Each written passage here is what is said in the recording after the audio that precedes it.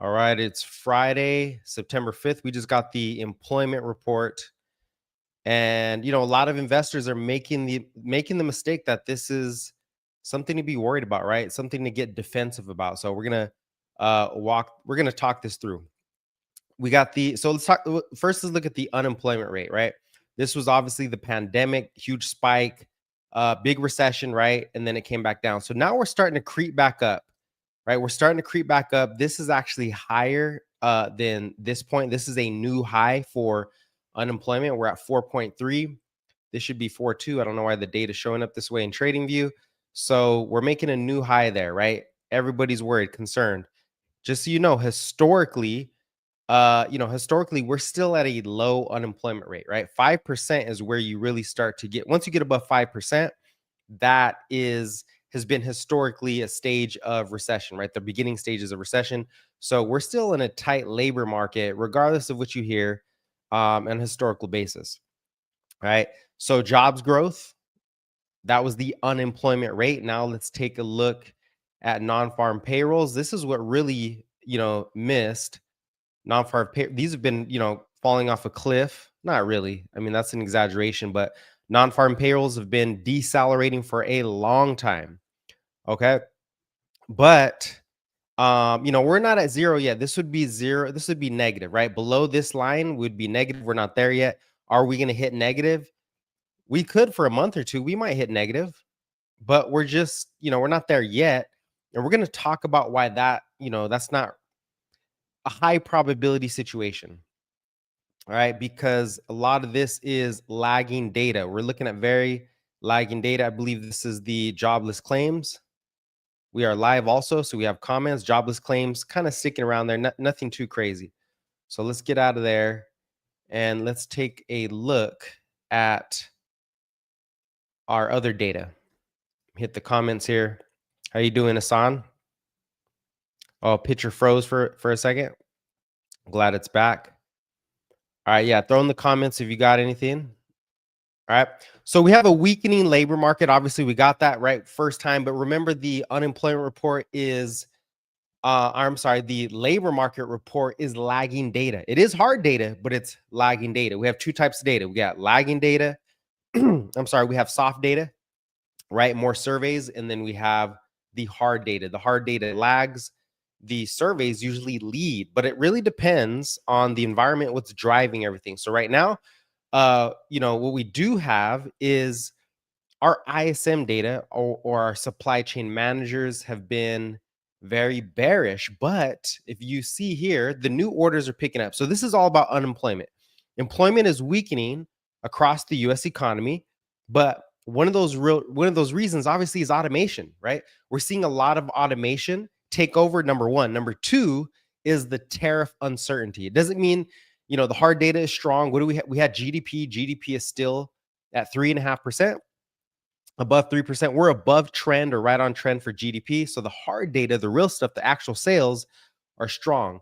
If we look at industrial production, we're also at the highest levels we've been at since the pandemic, right?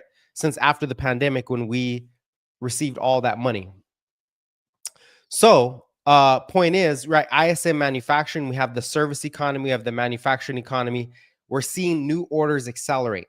So we're not going into recession. We're not seeing a recession. As much as you might hear that, we're not even close yet. The Fed is cutting ahead of that, because we are seeing obviously a weakening, and they're stepping ahead of it. Have they cut yet? No, they're going to cut. This report was the nail in the coffin for the Fed to start cutting. All right. So number one, we have a weak labor market. Why? Because of caution, because of, corporations being more cautious about expanding their businesses and actually using automation to be more efficient. So they have two reasons: caution, okay, tariff uncertainty. Number two, there's automation now. You have AI. So it's not a real weakening of demand in the economy. It's just less labor supply. Plus, immigration policies change that.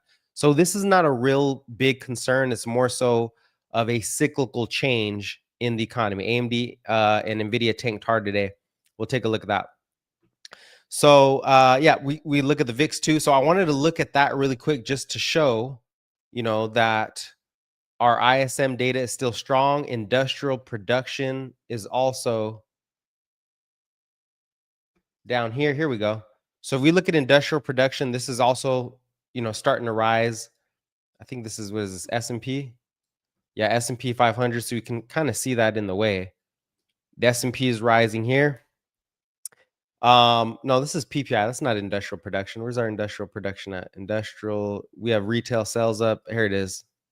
Industrial production. We haven't really seen this rise for a while. So the industrial production, the GDP, that's our hard data. That's what's actually happening in the economy. It's starting to lift because of the onshoring. There is more activity happening, right? Our soft data, which is all the confidence, consumer or business confidence, that's been down because, like we just said, right? So I'm not too concerned about that. Now, what people are missing here is the Fed is going to cut pretty soon, right? Next week. Well, 2 weeks. Okay. So that corporate caution is now converting into what? Higher unemployment, weaker labor market. It's going to convert into rate cuts. Once you get rate cuts, it's pretty much game over. Look how the market's actually responding here. So we're looking at the internals, right? New 52-week highs. So let's pull this up here. Once the Fed cuts, the market's already pricing in the next 12 months. What does that mean? That means more liquidity into the market, higher, more liquidity, lower rates. And that's just, even margins, margin debt. If you think about borrowing or, people who are borrowing to invest, they are, they're going to be able to invest more. They're going to have more margin. So this is more capital into markets, period. That's what this means. So I wouldn't get bearish here. I'd be pretty actually damn bullish. That's exactly what the market wanted to see. We can look at the VIX and all that. So new 52-week highs. By the way, we are going to go over a couple stocks I'm looking at. What I think mainly people are missing, we're going to get to that. Stay tuned. Okay. So new 52-week highs blasted higher for Friday. How are we getting a blast higher of new 52-week highs? How the hell are we getting that if this is such a concern for the market, right? You're not the smartest person in the room. Neither is the economist. It's all about the market. At the end of the day, price pays. So you're not here saying, oh, bear market recession, and the market goes high for 6 months. It's irrelevant, right? It doesn't matter what you think. It matters what the market thinks, what the market's going to do if you're focused on the market, right? If you're predicting a recession in 2027, this is not the conversation we're talking about here. I see a lot of people saying, well, the market could go down. Duh. I mean, of course it could go down. The question is, what is the probability in the short term, medium to term, right, next 2 to 3 months? And what is the long-term projections? This has nothing to do with the long-term projection. There is no real threat. If anything, AI brings more automation, brings higher earnings, more profits, different types of jobs, and it brings new markets. So that's sort of irrelevant. Anyways, new 52-week highs, right? That's our market breadth. New 1 month highs, man, new 5-day highs. Look at all these new highs, right? We're not going to go over every single one. You can take a picture right there. But the market breadth, the internals of the market, the behavior, investor behavior is very bullish, regardless of what you see online, right? Regardless of what you're hearing, it's bullish. Okay. And if we move over to the number of stocks moving above, this is the 200 daily moving average, we're seeing more stocks participate in the uptrend. That's what this is. The amount of stocks above their 200 daily moving average continues to rise, right? Market breadth is strong. How about risk appetite? Well, if we move over to high beta stocks, they're consolidating. Yeah, we made a high August 1st. They're consolidating, getting ready to break out again, or maybe they just consolidate. It's irrelevant. The point is, it's moving higher. It's moving sideways after a big, strong move. High beta versus low beta.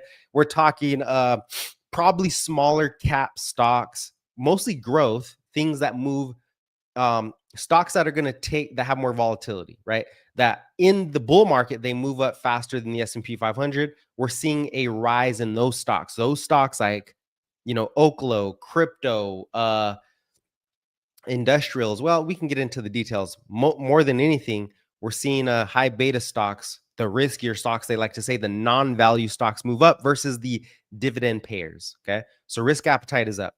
And then we look at the breadth momentum, right? We're not going to go over this today, but we have S&P 500. We have the amount. We kind of went over this already. This is just advanced decline. How many stocks are advancing versus declining?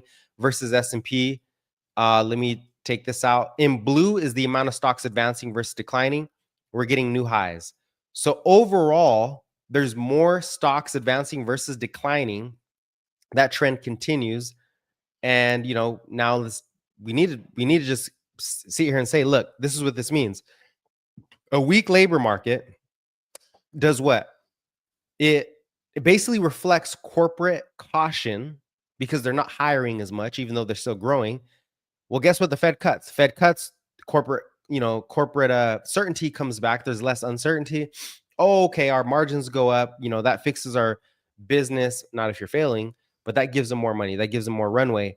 And now, we're going to start seeing that sentiment data pick up. And then if you go into 2026, what are we going to get? We're going to get tax cuts. So you're going to get more liquidity on the fiscal side. This is just, I don't know what people online are tripping. They don't not understand macroeconomics. And I don't want to say I'm the smartest guy in the room, but it's pretty obvious the market is ripping higher for a reason, right? The market is right, not you. So your individual stocks, those are all different. I'm just saying overall market, right? The total tidal wave is rising. The tidal wave is picking up. We're moving in a bullish direction regardless of that, employment report. Now we can look at individual names. So, in the thumbnail, you're missing that. What am I talking about? Energy generation, because the biggest risk that's going to come online next is stagflation. We have a inflation report next week. And if inflation, which I think is going to stay tame, if inflation accelerates, you're going to have a risk on environment. It's not stagflation. Growth is not falling. Okay. Employment weakening is not growth falling. It depends on what the details are. And the details are industrial production's up. New orders are up in all the manufacturing services and manufacturing. New orders are picking up. Forward-looking GDP is up. Tax cuts are coming in. Rate cuts are coming in. Why the hell would the economy decelerate? That makes no sense. That's no. Plus, yes, maybe consumers are slowing a bit in this season, but what's happening is corporations are spending like crazy for what? AI demand, and that brings us to power generation and energy storage technologies, right? That's what I'm focused on here. So number one, make sure we hit everything. We can look at the VIX. Look at the VIX. We can look at the VIX. The VIX is not spiking to 20. I was still waiting, right? I was expecting a spike to 20. We had a quick spike to 20, came back down, almost 20, 19.3, came back down, right? Are we going to get another spike to 20? Well, if inflation accelerates, you might get that spike up to 20 next week. And after that, the next biggest catalyst is the Fed cutting rates. That's already priced in. So it's going to be inflation as the next surprise if it surprises to the downside or to the upside, which is a negative surprise. I doubt it. With employment slowing, why the hell would inflation tick up? Because of tariffs? No, not happening because there's too much automation taking place here, right? So we'll see. We'll see how this plays out. Either way, this is very bullish. There's not a whole lot of fear in the market. It's just not coming. Where's it going to come from? The Fed is cutting. They're basically securing the year-end rally for you. They're making it clear. People are tripping, right? So you're missing that. I think the next thing we want to look at here is some of these individual names. So VIX is not doing anything. We're not going to look at every single internal. I think we want to look at these individual names. So first thing I got here is Terra Wolf, right? Power generation is huge. Even if inflation picks up or stays sticky, guess who's going to benefit from that? Electricity demand, right? Anything generating electricity for AI infrastructure, for blockchains, right? For, Bitcoin mining, whatever it is, you're going to need more electricity regardless. So if inflation becomes part of the regime as a bias, they're going to benefit because they're the ones collecting the revenue from the rising prices of electricity. So I want to be, me personally, I want to be exposed to electricity generation, high, power generation here. So we got Terra Wolf. I'm not going to go over everything they do. Power, hydro, nuclear, solar, etc. A lot of it is renewable. I think most of it is renewable energy. Very nice trend here. We're starting to pick up, right, in the trend. Let me turn some of these earnings. I'll keep it on there for now, right? You see the long-term momentum is shooting straight up. Okay, now, do I think it's ready right now today? I'm keeping my eye on it. I like this. I think as long as it holds about $8, we're good. Somewhere in the $8 range. It's not going to, I think it's going up no matter what. The question is, where's the best risk reward for me to get in here, right? Okay, so I would say it's going to be in this gap somewhere, and we're going to know over the next week what, where we should be getting in. Let's see. I'm going to say somewhere in this gap, right? I'm long either way. Now, if it doesn't come down, okay, you can see the RSI is resetting on the daily chart. So could hit halfway, blah, blah, blah. I'm bullish here. Could just ramp right back up and go overbought, right? It could be overbought again. Now we're cutting rates. So I don't want to say I'm not taking no chances, but I'm anticipating a breakout because of these rate cuts. That's going to fire up small cap stocks that are energy generation, power generation, small cap stocks, infrastructure, anything for AI that's small cap that's been lagging a bit. This has barely started to burst higher lately. This also has connections to Bitcoin mining. So the Clarity Act could help this too. Has a lot of catalysts, a lot of themes behind it. So I'm very bullish on, Terra Wolf. We're definitely picking up there. Okay, so next we're gonna go. I like Terra Wolf. I don't think it's ready right now, but the momentum's still there. Now we're gonna go to nuclear, some more the pure nuclear, which is nano nuclear technology. I believe they provide components to nuclear generation. Now this is just forming a huge triangle or big, you could call it a wedge pattern. It's not the best wedge pattern, but it's something that that's the more it consolidates, the bigger that breakout should be. Once it gets above 42, 45, really 45, it's probably game over. So it's starting to reset on the weekly chart. You can see it's lost a lot of the average gains, or the moving averages are down on the weekly chart. It's not ready yet. Still consolidating, but I'm keeping my eye on it. On the daily chart, it looks a little better. Starting to get up there. We need to get back above 35. All right. Iran or Iran is what they call it, right? This is one of those canary in the coal mines, right? Or a bellwether for this electricity generation. This thing is ripping. This thing has ripped, and it's the same thing as Terra Wolf. They've had a little more progress than Terra Wolf. This thing is up 480% from where? From April, right? Obviously, everybody ripped higher in April, but what about from this last pullback in August, right? It's basically up 100%. So even though that RSI went over, I think it's needs to cool off. I want to see it come down to 20. It's at 28. Either way, this is just a canary in the coal mine. This is another power generation name that I'm bullish on, but right now I don't see the best technicals. Next, I'm going to move over to Enphase Energy. Now, this looks good. This is a good technical pattern. We're in an uptrend now from these lows, starting to recover. This is not power generation. Now we're talking energy storage. These are going to be big going forward, right? Rate cuts only do what? Accelerate risk taking in these kind of stocks. The theme is coming. That's what we're really anticipating here, is the power generation, small cap power generation, small cap energy storage theme coming into the market, as we get closer to rate cuts.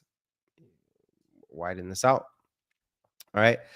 Which are starting to get priced in now. So what do they do? Fluence Energy launched its complete product ecosystem, 100 megawatts to 200 megawatt battery storage system in Australia, combining grid stack hardware with Mosaic. I mean, you can look it up, right? The pattern looks really good. I like, this is a nice little flag pattern.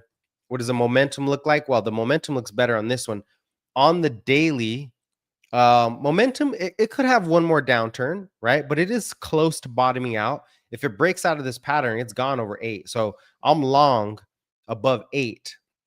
Okay, on the weekly chart, it is expanding.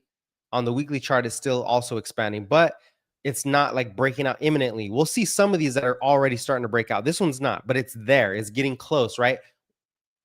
It's giving you time to really think about it, right? This is not financial advice. It's giving you time to think about it, right?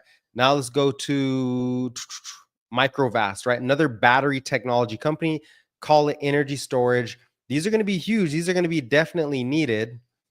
Now, this one broke the uptrend, so it's no longer in an uptrend, in a clean uptrend. It's still in an uptrend, but it's no longer holding that clean trend, which is, is it important? Sure, you know, if you're day trading, but we're just waiting for this breakout. We're waiting for the break of this trend, okay, of this downtrend here. We got to 471. We're at 250. I really like this one. It's very small cap stock. We're looking at less than $1 billion in market cap. It's about $1 billion, right? It'll rip higher. You're starting to get some. Is it bullish divergence? I think it's bottoming out on the weekly, on the daily. I'm sorry, it's bottoming on the daily. The weekly might have some more downside, but again, it's a small cap. So all I'm waiting for is for one of these candles and a little bit of volume to get above maybe $3 or just to swallow these other red candles, right? To really eat up the last 3 weeks of candles, waiting for the bulls to come back in. Last time it bounced around the halfway mark on the RSI. Okay. I think, is it the monthly chart that looks bullish? Could be the monthly. All right. Go back to the daily. Now, ENPH. Okay. This is rate cuts. This is beat up. This is small cap. So this hits all the themes: power generation, right? Solar. And they've had some of the worst legislation. So as soon as this, and what is one of the big themes right now? Just think about it. Elon's talking about it a lot. We're really behind on solar. We're really behind on power generation. All this AI stuff is going to get bottlenecked unless we can generate more power. So I believe within the next 6 to 12 months, you're going to have a strong bid on these small cap power generation energy storage stocks that have been beaten up. You can see the RSI is finally lifting on ENPH on the daily, at least daily chart. It's breaking out. It hasn't been this high since what, September 2024, so about a year ago. So it's starting to hold that halfway mark. Okay, you can see a little clear here. It's really holding that halfway mark and moving higher. This is a short squeeze also. So you have technical catalysts, fundamental catalysts, and you have macro catalysts. ENPH, very bullish on this one. Enphase Energy, right? It's crushed a lot of people over the last couple of years, but I think it's coming back. Next we have FS. I'm sorry, not FS. First Solar Technology here in Tempe, Arizona. Phoenix, Tempe, whatever. First Solar looks great. I mean, ENPH is going to be a nasty squeeze, but I think this one goes up too, right? This is right along with it. We're talking solar panels, right? Whether you like it or not, it doesn't matter. The technicals look, it's in an uptrend. It's been an uptrend for a while. Let's go to the weekly chart. What does it look like on the weekly? It's grinding higher, right? It's grinding higher. New highs are imminent. You're going to get those rate cuts. Real quick, did we miss ENPH on the weekly? Oh, there we go. I'm sorry, I missed that. Here's a really good chart, right? Look at the weekly. It's starting to expand here on the MACD, which is just a set of moving averages. Short-term moving averages is the blue one, moving above the long-term moving average. So you get divergence there, or you can just look at it here. It's starting to expand positive. So you're getting an average price acceleration over the past, what we're looking, it's a weekly chart. So over the past couple of years. And then RSI also breaking high. I thought we did look at this. No. Okay. It looks the same. The weekly and the daily look similar. So we're finally breaking out. ENPH looks really good. This one looks really good. Okay. And I'm not advocating, this is a long-term hold forever. This is going to be a nice trade and probably a good hold for the next couple years for ENPH. Down so much. Okay. First Solar, like I said. Next, we have Xometry. This is breaking out of a huge base. Okay, now this is going to benefit from rate cuts and also the manufacturing cycle picking up. When we talk about ISM, okay, this needs a little more consolidation. It is picking up momentum. It's consolidating above these previous highs. The bigger the base, the bigger the breakout. So I think it's going to trade to 100 pretty quickly when it does decide to break out. That's the weekly. But Xometry looks really good. And what is this? Digital manufacturing. They are a leader in their space. Basically, as the manufacturing cycle picks up, we're starting to see expansion on, jobs when it comes to housing. Trump's going to do some stuff where they get more housing. They need more supply. They know it. As they build more housing, you're going to need more custom parts, especially for AI build out, whatever it is. There's going to be a lot of economic activity. And Xometry is the #1 marketplace using AI to generate, to meet buyers and sellers. So you can look at their business, check it out, go to the website, read more about them. But this one looks good. I don't like the pattern yet. I don't really like this pattern as far as I'd rather having be coming down, but I've seen this before. Once it gaps up and it just holds anchored VWAP, you're straight, right? From that gap up, we're holding the anchored VWAP. Yeah, this one's going to rip. This one's going to rip. All right, now we're going to move over to UNH, which is a recovery stock. Okay, it formed a wedge. We talked about this on Twitter the other day. Had a big wedge pattern, starting to break from that wedge. It's trying to break from the wedge pattern. Okay, nice little dragon wedge breaking out. It looks beautiful. It has some resistance around 330. I think above 330, it can move quickly to 375, closing this gap. That's what I think. Once you get above 330, explodes. Momentum looks really good. That's why I have these arrows. Momentum looks good. Let's go to the weekly. What does it look like on the weekly chart? Same thing.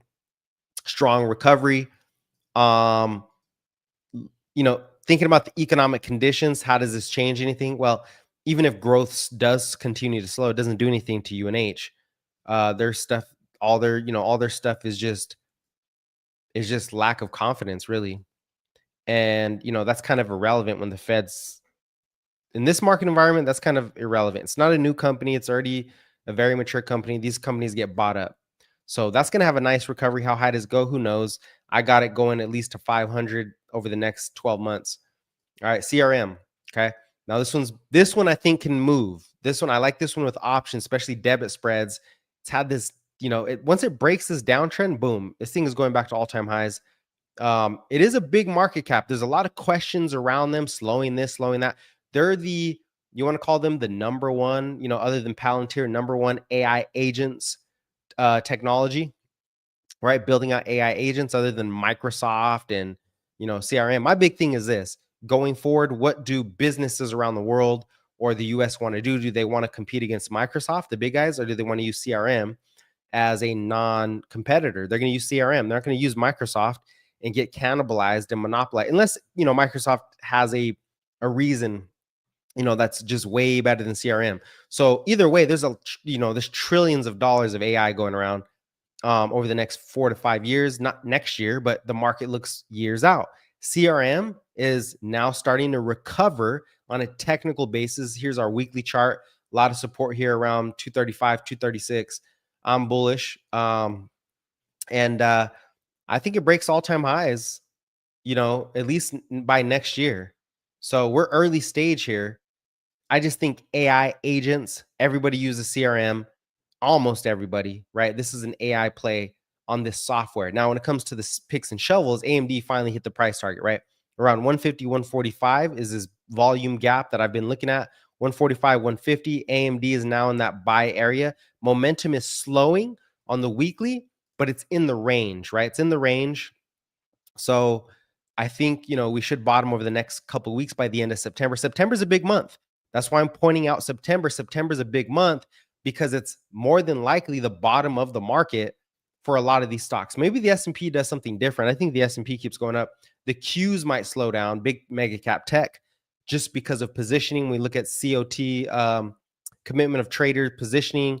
The Qs are very overloaded, over positioned on, and S&P is under positioned, right? A lot of shorts on the S&P. So we got AMD here too. I'm going to go through this quickly. I don't want to make this video forever.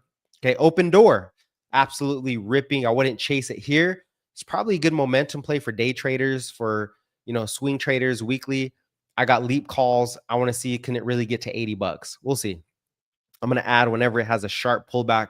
When you get these sharp pullbacks like this, I want to add. Hold on one second. Foot's falling asleep. And then you have, so you have Opendoor starting to rage higher. And this one has themes too. You got, is it using AI? Probably somewhere. Who isn't? But also rate cuts, right? They're in the real estate business and the home business. You have home builders, which I always forget to take a look at home builders. You have home builders also rising. Opendoor is turning into a cult-like stock. They're trying to get Drake to buy it. This is not really something that's, a lot of value investors are going to be like, this is trash. Don't do it. It's a big trade. This is a 12-month trade. Okay. Do you guys remember Carvana, CVNA? People hated this.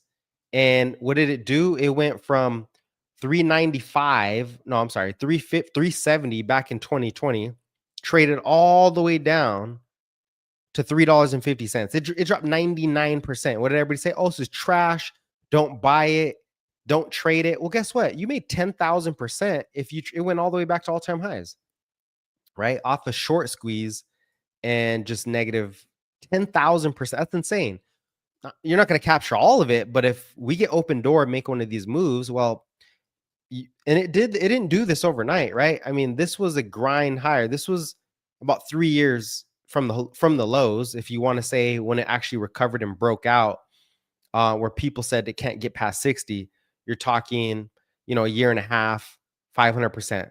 So Opendoor does that. Who knows where the price is, but you're going back to all-time highs. You're going to 30 for sure. They say it's going to 80. We'll see. I'm going to add on pullbacks, leap calls. I'm not buying nothing short term because there's a lot of short interest and it can get squeezed. Next, we'll go to Lemonade. Lemonade is AI insurance. Okay. Even though they pissed me off last weekend, I'm using them. AI insurance for, car insurance, all the above. I think this has a good bid. I think it's just a solid company. It's getting better. Fundamentals are nice. I'm not going too deep into it, but I like the stock as more of a long, you don't really have to look at it. And, it's insurance. It's disrupting insurance. If you don't just take a look at it. I mean, I used it, so it made sense to me. I used Root. I use this. I like this better. Anyways, technically, it looks solid. Is it ready to break right now? No, this is not one that's ready to break right now. Now, the next one that we're going to look at, this is ready. This is ripping as we speak. This is Elf Beauty. Now, I like this theme. Okay, momentum-wise, you can see the RSI has already rechecked on the weekly, has already came back to the midpoint, started to accelerate. So momentum is live for Elf Beauty. Starting to reaccelerate here on the MACD also. So the average price in the short term is accelerating past the average long-term price, right? What does that mean? It means it's bullish. Okay, also you have this cup and handle reverse, right? I don't know if anybody's familiar. You guys, some of you probably are. Do I need to waste my time pointing it out? I like to draw it. So you have this reverse head and shoulders. I'm sorry, not cup and handle. There's your left shoulder. Here's your right shoulder. Now it can still form another shoulder, right? But to me, rate cuts, ISM manufacturing accelerating, tax cuts in 2026. This is pricing in a strong acceleration into the end of the year. Makeup is going nowhere, right? Cosmetics are basically recession proof. They have one of the best discount cosmetic lineups there is. Okay. I mean, come on, just think deeper. Just think a little deeper. This is going to accelerate. Half the reason it collapsed was China trade deals, right? Or I'm sorry, tariff wars and price. It's over. It's gone. That's already priced out, right? If you want to hold on to, tariffs are going to ruin it. Well, you're tripping then. You've missed every down move because you're too focused on politics. Get out of it. Doesn't matter. It doesn't matter. The market is pricing in rate cuts. The market is pricing in a tax cuts in 2026, right? That's what we're looking at. We're not looking at the next month. We're looking at next year, 2026. 2026 has a lot of liquidity. There will be a top at some point, but we're early. Markets prices in early. Okay, I think you get it, right? So we're breaking out here. I see Elf Beauty going back to at least 200 by the next earnings report, by the end of the year. Who knows? But I do like this on a secular basis also. I used to never really like defensive stock. This is a defensive growth stock, right? Has a lot of growth in it. And it's also defensive because it can grow. It's an essential, right? Maybe not for men, but it's an essential for the biggest credit card spenders in the world. Don't want to get, I don't want to offend nobody, but you know what it is, right? Lululemon. Oh, this is a buy. This is a buy. Got crushed again. I'm long all the way till 2027. Leap calls. I'm not doing nothing short term.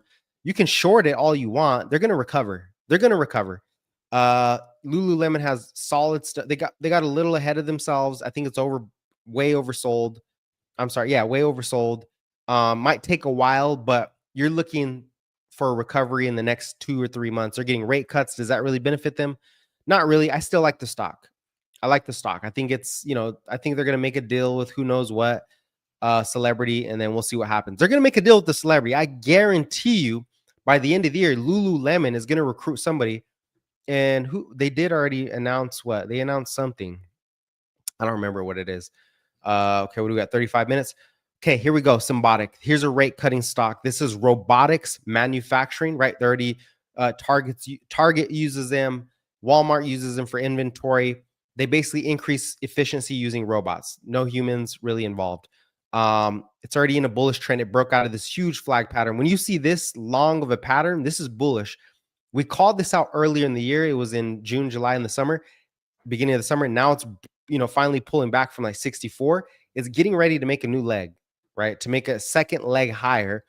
How soon? Well, the momentum is trying to pick up. So we'll see. We'll see. I think it's very close. You just got to watch price action here. If you don't watch price action, find some way to figure out how to watch, how to learn a little bit of price action, but it's going to slip higher above 50. I want to say once it holds above 50, it's probably going to 90. Okay. So this is a big secular trend. Robotics. I think we see robotic companies explode in 2026. This is not a small cap though. This is a large cap stock. This is a big deal, right? This is a big deal. If they get enough retailers, it's game over. Tesla, of course, right? Elon Musk pay package $1 trillion. Like Tesla's gonna eat everybody's lunch. There's too much data on Tesla. If you're a Tesla hater, nobody's gonna change your mind. You just gotta watch the price. Model Y is probably the best car in the market right now. As far as safety, features, efficiency, XYZ might not look the best, but that's the best car in the market.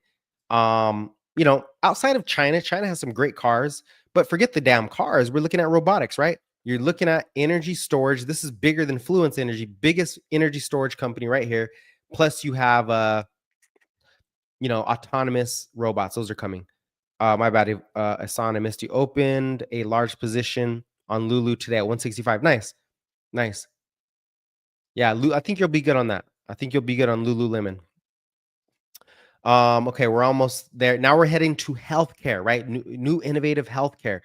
I haven't really looked too deep into this, but the momentum looks really good. I see a lot of charts online, and whatever they're doing, okay, I usually like to know what they're doing, but you don't have to know by looking at a chart. When you see this recovery, you see this breakout, this recovery. How would I say this? When you see a stock from a downtrend recover, consolidate sideways for this long, and then start to try to reaccelerate, I don't matter. That's what gets me interested. What are they doing? Because something's up here, right? This looks a lot like ASTS, which is Space Mobile. A lot like Space Mobile when it broke the downtrend, consolidated, and then exploded higher. Now this is on a log chart, so it doesn't look that big, but this went from 23 to 60 in a short period of time. For example, if we take the log chart off, you can see how explosive it really is, right? You can see how big that move really is. Why don't I use this? Because it's too exaggerative. Maybe I will start using it. Let's go back to Oscar. So yeah, Oscar looks similar. Look at that. That is a beautiful hold of 12. This thing can move. This thing can really move. I don't want to miss it. What do they actually do? I got to do more research. I haven't looked too small, but they are a small cap stock or mid cap. Schmid cap is what you could call it. I like it. Let's go to HIMSS. Let's take this. Let's go back to the log. Okay. HIMSS is just in a beautiful uptrend. Okay. So same thing with HIMSS. Where's the momentum? Matter of fact, did we miss Oscar's momentum? Yeah, here it is. Here's what I like. You see that momentum pick up on the weekly chart? Yeah, Oscar's headed for a breakout. I don't know when. Nobody knows. All right. HIMSS trying to reset. Let me get rid of some of this. I think I was using this as an example at some point. Anyway, I like HIMSS. Here it is. The daily momentum is really nice. You can see it crossing over here in the bottom for the MACD. See that nice little crossover, reaccelerating. That's momentum picking up. And then you have the RSI above the halfway mark, or at least already bottomed. And this is the second time that we've really supported, 2 or 3 times the 40 level, starting to break the previous level here. So yeah, I like this. The hold of 45, very bullish on HIMSS. Okay. Tempest AI, another healthcare. This is already breaking out. This is going to be huge. AI analytics. They're using AI analytics for the healthcare service. I mean, there's a lot of stuff you can look into this. Very bullish on this. Kathy Wood's bullish on it. I believe, Nancy Pelosi bought it way back then. You got to be long if Nancy Pelosi's long, right? Number one. And then we have here, we're moving into crypto a little bit. We're going to finish off with this. We have like 3 stocks. We have Chainlink. I still think Chainlink can retest the 20 level. Okay. This is not Chainlink. Hold on. This is not the price. Link USD. Here we go. So it could still retest 20. Nice little flush. It'll be a nice little flush. The momentum is still rolling over. I think we get that 20 flush. I'm more bullish on this than anything. Long term, Chainlink is, I believe it hits, what are we at? 20? We're at 21. I think we're going to 200 by the end of this cycle as it extends. And then I think we're heading to 1,000, right? Which needs due diligence to track and make sure everything setting up is going to actually happen. There's no promises, but this is the biggest opportunity in my, that I've ever seen where it's at right now, right? New technology, new space. Nobody sees it coming. Well, the people on Twitter do. A lot of people have no clue what it is. They don't know how to gauge it. And that's a big opportunity. All right. We got Coinbase, another one of the crypto stocks. I mean, Coinbase is simple. Altcoins go up, Coinbase goes up. The biggest thing generating this, right? And we got BMNR too. Okay. This is an Ethereum play. We're not going to go over crypto. You got BMNR, you got MicroStrategy. Oh, MicroStrategy inclusion. Did they get included in the S&P? We don't know yet. Take a look at that. Go on your Robinhood. We got to find that out. Did they get Rocket Labs, RKLB? I like Rocket Labs. It's consolidated. Damn, this thing looks good. I'll get back to, I'm going to do this. Actually, let me do, I'll do Rocket Labs real quick, and then just throw me some more stuff if you have it. But I do want to get to the crypto, because the crypto run is going to be nasty at the end of September or the mid-October. We'll see. See, I don't like this on Rocket Labs. There's bearish divergence here. Price is going up, and you have less buying pressure. Now, could it still go up? Yes, but it's not a super small cap the way it was. It's at 22 billion. This is now a large cap, which means I take these bearish divergences seriously, as in it's more than likely the buying pressure is really starting to cool. So I want to see a move back to, let me move this anchored VWAP, maybe a move back to like 34, 35, or more consolidation. And then I'll get long Rocket Labs. Great company, but technically I don't think it's at the best price. I think you should be patient. Could be wrong. Maybe it skyrockets, but it already had earnings. I think it's good to be patient. Rate cuts could take it higher either way, but this market is rotating a lot. We're getting a lot of rotation. So it doesn't mean everything just goes up at once. I think we're going to see a lot of rotation. I also wanted to point this out, okay, as another cosmetic play. This is Nu Skin. A lot of people are getting into the Nu Skin. They had some negative stuff against them, but it's starting to recover. This is another play with Elf Beauty. Now, this is a very small cap. This thing could explode, right? Especially with rate cuts. I'm going to keep my eye on this. Everybody's using this. Not men, obviously, but so keep your eye on Nu Skin too, NUS. Just look up TikTok Shop and you'll see. I mean, a lot of people are copying them, but I think Nu Skin can do well going into tax cut season. Okay. What up, Biggs? I'm going to talk about crypto after this. Oh, we got a Foot Model. What up, Foot Model? Hood and App Lovin for, okay, you want to see Hood and App Lovin? Okay. Oh, they added Hood and, okay, I see what you're saying. Hood and App Lovin. You're still holding Link Asan at $5. That's what's up. Now I'm starting to see the comments. Wait, so did they add App Lovin and Link? Let me see. Did they get added, or were you just saying that? Let me see. Maybe added to the S&P with announcements expecting after market close Friday. Did they do it yet? Oh, they did add it. Okay. Wow. Congrats. Let's see if it moved Hood at all after hours. I guess it was kind of expected. Let's throw on extended hours really quick. Oh yeah, yep. Robinhood gets added. Okay, nice. And then App Lovin. Well, yeah. I mean, they crushed it. Honestly, I think Robinhood's going to be a monster. I wish I would have held more. Um, see, did MSTR tank? Yep, MSTR tanked on the rejection. Ouch.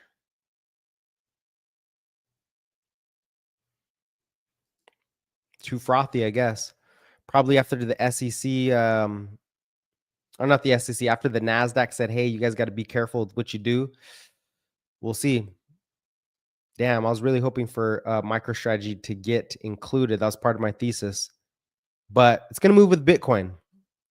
It'll still move with Bitcoin either way. Okay. Anyways, would you say Biggs? Let me go back to what Big said. Cut should flatten the short-term yields, bring the curve to a more regular structure, but a bit uncertain just because the U-shaped curve is almost always bearish. Yeah. Okay, the U-shaped curve. I'm not even looking at the U-shaped curve. Probably historically it is. I would just caution to say that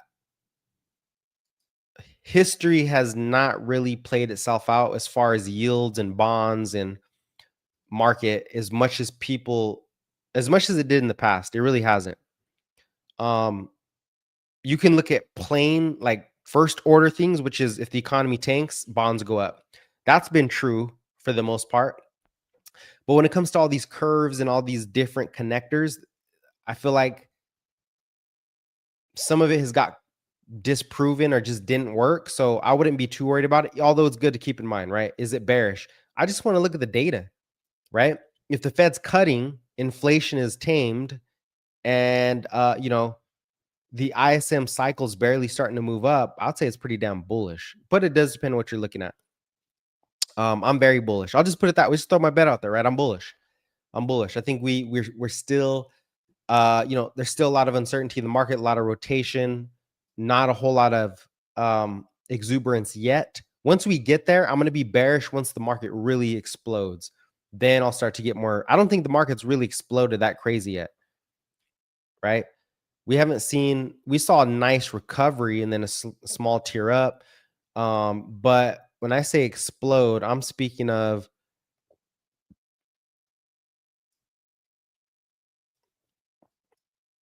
something like this, where see how strong was this move? 10%, Qs move up 10% in about 10 days. That's where I'll get a little bearish. Have we had that yet? 10% in 10 days? I mean, this was strong. This was 30%, but that's in the recovery phase. I mean, all-time highs. So if we push 10% in like 10 days, that would be the Qs running at like 640. Yeah, that would be bearish, right? Where's the S&P at?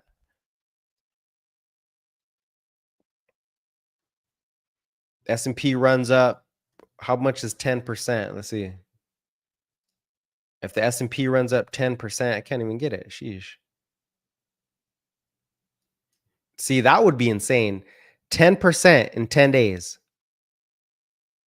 That would be at 716 in 10 days. That would be a blow off top. So I'm not bearish yet until we see that. Something similar to that. Who knows exactly what it looks like. Anyways, back to crypto. Okay, you throw your questions out there if you have any for me personally. I'll give you my takes. The Clarity Act for crypto is basically the last, it's the last barrier for crypto. It clarifies what is legal and what is illegal to own, what is a security. Once you get the Clarity Act, that opens the floodgates for institutional adoption. I know we say, oh, well, they already have it. Well, they have Bitcoin. I'm talking altcoins, right? Once you get the Clarity Act, then you can start creating massive ETFs.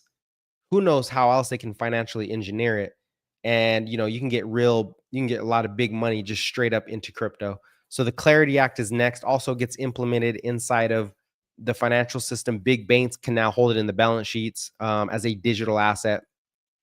So the Clarity Act is supposed to get past the end of September. It could take longer, right? But that's very bullish for Chainlink.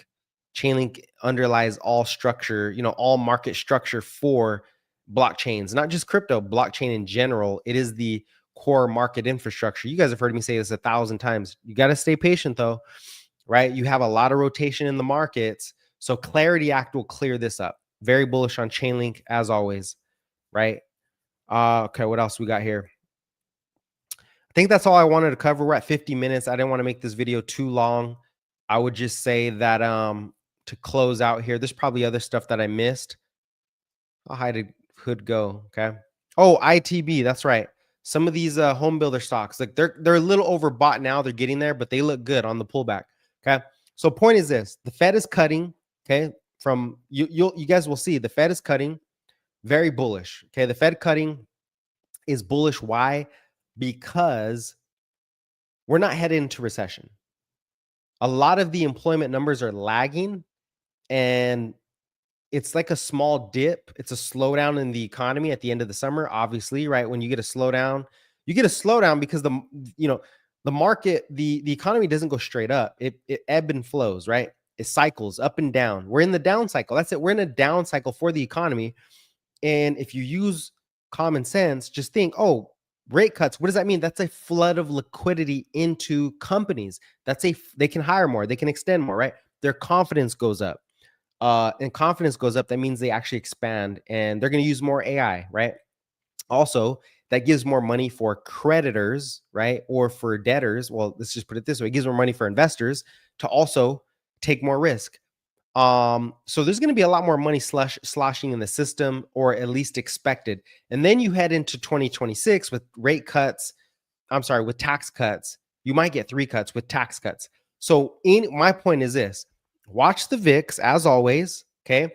If you feel a little anxious, like, I don't know if I should buy, I'm a little worried, wait for the VIX to spike. Once it spikes, that's your signal. Okay, I should think about getting bullish here, right? Once it spikes to 20, there's no reason for the VIX. The only way the VIX gets above 20 is if there's a real threat, like I don't even know what that would be at this point, right? Maybe all tariffs get rolled back. You can't do them. It's illegal, right? I know that's in the works, but I don't think the market cares about that. I think it'd more so be another trade war. Okay, how about this? China invades Taiwan. That's a VIX above 20. Okay, that's a VIX above 20. That's probably your biggest threat outside of inflation reaccelerating, but I don't see that happening. Why? Because, well, you can't get employment falling and people spending less in real sticky inflation. No, that's not going to happen, right? Let's keep it. Let's be consistent. If inflation is coming back, then employment's not going to fall. It just doesn't make sense. If employment is reaccelerating later, then we get stickier inflation later. But that's if automation doesn't already lower it. So I think we're in a Goldilocks scenario. Growth is slowly picking up, and employment might be low, but look at ISM, look at industrial production, look at GDP. The government is pulling in a whole lot of revenue, and then on top of that, you have inflation, which is still decelerating for energy and shelter. Well, energy might not stay down there. Shelter is. Energy is probably the wild card, which is why I'm long Terra Wolf, right? This is the one that I'm saying Terra Wolf. I'm very long this thing, right? A lot of renewable types of energies. And Google, they got a little partnership with Google. They're basically going to be doing what Iran did. They're going to be powering data centers, okay? They're going to be powering data centers. And I'm not saying this is the biggest trade. I think the Chainlink is the biggest trade for me, but I still like it, right? AMD also, yeah. Hood up big. AMD looks great. I like AMD. It's in trend. It's moving higher. We'll see what happens with NVIDIA. I think it looks better than NVIDIA for sure. NVIDIA looks the same. Like all the chips look the same. SMH. Let's look at Let's look at relative strength. SMH, QQQ. Is SMH, QQQ. The question is, is the chip sector moving against the Qs? Almost. It's trying to gain momentum, but a lot of that is S&P 500. I'm sorry, a lot of that is NVIDIA. But yeah, chips are starting to strengthen. We'll see how things play out. There's a lot of geopolitical stuff, uncertainties. So I like some of the software. Datadog. I like Datadog. Twilio looks good. And MongoDB exploded the other day. Who's the other big software that we were looking at? Oh, CRM. Yeah, I like CRM. So we'll see how this plays out. But anyways, yeah, Wolf, Xometry, Chainlink, all smaller cap stocks, not mega caps that I think can really perform. Anyways, appreciate you guys. I'll catch you in the next stream, and stay tuned. Thank you.